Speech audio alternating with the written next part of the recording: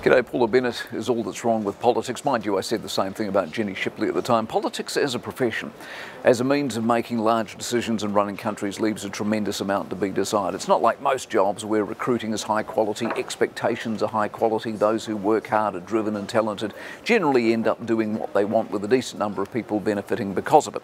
Up until she got rolled, Paula Bennett was potentially the Deputy Prime Minister and a senior Cabinet Minister and the chair of the upcoming election campaign for the National Party. After she got rolled, she is on her way out over it, clearly aggrieved and looking for a new life and a new start. Nothing wrong if the latter part of that is arrived at by yourself. You make your contribution, you set your goals, you move on to new and fresh fields. But that wasn't the plan, and it so rarely is the plan in politics, because politics is hopelessly broken and it mostly ends badly. Jenny Shipley, I distinctly remember, was the Prime Minister who lost the '99 election, not really because she wasn't up to much, but because the coalition, which involved a bloke called Peters, had fallen apart, taken Jim Bolger with it, and generally left the public with a desire for some change. But one of the outworkings of that was Shipley was rolled and sent to the backbenches shortly after she quit and she moved back to the real world. But the skills and experience and acumen that got her to the top didn't vanish with the election defeat, the same way what Bennett offered didn't vanish because Todd came along. You don't go from being leader to useless on a single vote, but sadly that appears to be the way politics is played,